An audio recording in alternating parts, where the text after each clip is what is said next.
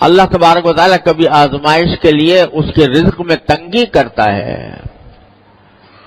تو وہ شکوہ کرتا ہے کہ میرے پروردگار نے میری اہانت کی، میری توہین کی، میری بے عزتی کی، یعنی چاہیے تو یہ تھا کہ مجھے بہت کچھ ملتا، لیکن معاذ اللہ اللہ تعالیٰ نے میری بے عزتی کر کے مجھے بہت کم دیا، شکوہ کرتا ہے۔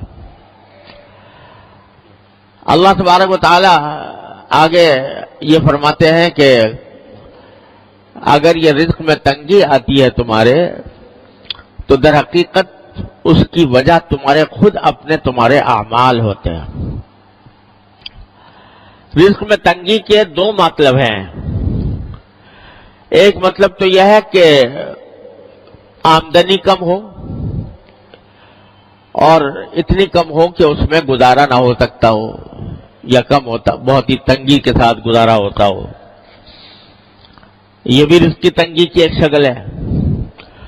اور دوسری رزق کی تنگی کی شکل یہ ہے کہ آمدنی دیکھنے میں تو بہت ہے لیکن برکت نہیں ہے، اور اس کا نتیجہ یہ ہے کہ ساری آمدنی ہونے کے باوجود آدمی ہر وقت کسی نہ کسی الجھن میں گرفتار ہے۔ اور آج کل یہ صورت بہت کثرت سے پیش آتی ہے۔ اچھے خاصے مالدار لوگوں کو جن کی آمدنیاں بہت زیادہ ہیں، ان کو بھی یہ شکوہ کرتے سنا کہ پتہ نہیں کہاں سے پیسہ آتا ہے، کہاں چلا جاتا ہے۔ اور نتیجہ یہ کہ پیسے کا اصل فائدہ تو یہ تھا کہ انسان کو راحت ملتی، انسان کو آرام ملتا، اطمینان سکون حاصل ہوتا، لیکن بجائے آرام اور اطمینان حاصل ہونے کے اس سے پریشانیوں میں اضافہ ہو رہا ہے۔ یہ ہے بے برکتی۔ آمدنی تو ہے مگر برکت والی نہیں ہے۔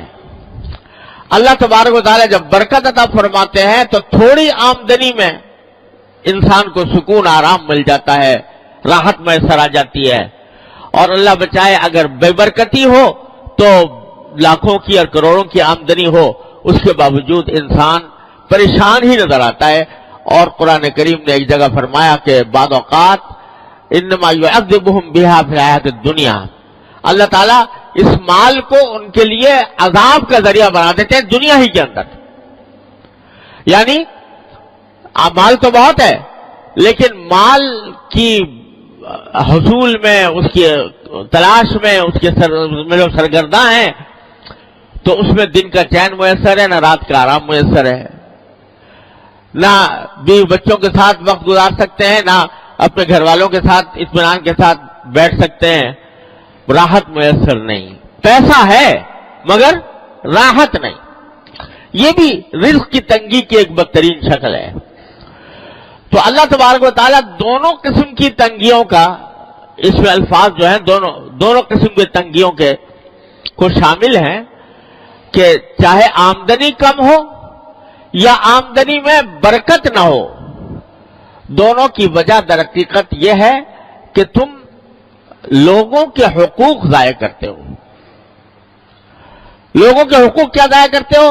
پہلا ذکر کیا یتیم کا، لا تحاضون علی طعام بلکہ لا تکرمون الیتیم، یتیموں کی عزت نہیں کرتے۔ یہ نہیں کہا کہ یتیموں کو کھانا نہیں کھلاتے، بلکہ عزت نہیں کرتے۔ مطلب یہ کہ اول تو یتیموں کی دیکھ بھال میں تمہاری کمی ہے، اور اگر کبھی کوئی کرتا بھی ہے تو اس کا جیسا اکرام ہونا چاہیے، جیسی عزت ہونی چاہیے، اس قسم کی عزت اس کو نہیں دیتے ہیں۔ وَلَا تَحَاضُّونَ عَلَىٰ طَعَامِ الْمِسْكِينِ، دوسرے لوگوں کو بھی کوئی ترغیب نہیں دیتے کہ تم مسکینوں کو کھانا کھلاؤ، مسکینوں کے حاجتوں کو پورا کرو۔ ایک تو یہ بات تھی۔ پھر فرمایا وَتَأْكُلُونَ التُّرَاثَ أَكْلًا لَمًّا، اور میراث کو تم لپیٹ کر کھا جاتے ہو۔